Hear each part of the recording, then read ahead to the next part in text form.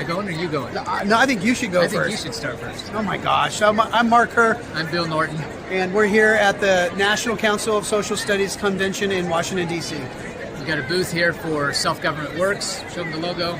Dun, dun, dun. It's our American history, American government class simulation where the students learn about the evolution of self-government while they're actually evolving self-governance in their own classroom for themselves. So it's a really cool, immersive way for students to learn about self-governance and American history all at the same time, and some of our key documents, starting all the way back from the Magna Carta, getting all the way up to the Bill of Rights.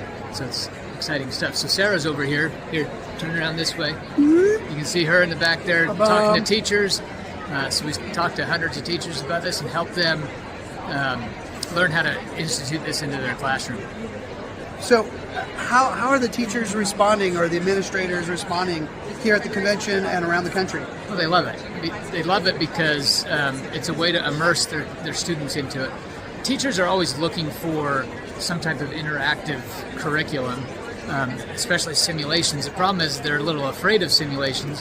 They want to do them, but they don't want to do them because there have been teachers that have gotten into trouble when they do them incorrectly. So this is just a total, very comprehensive, turnkey program that shows teachers exactly how to do a simulation in their classroom without them having to worry about the pitfalls that come with it.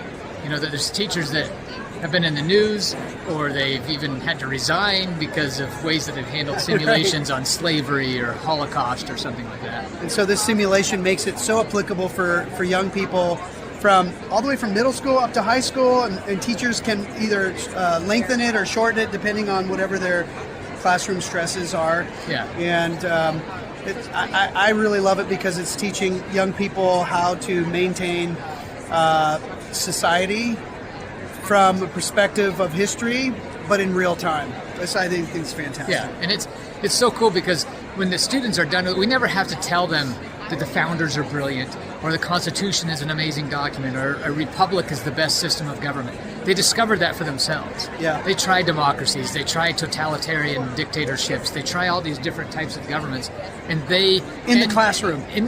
Yeah. And then they end up concluding that a republic is the best form of government because that's what they themselves conclude, because that's what they create and realize, yeah, that's a pretty good system. Hey, and by the way, there's somebody right here for you to talk to. Excellent. How are you?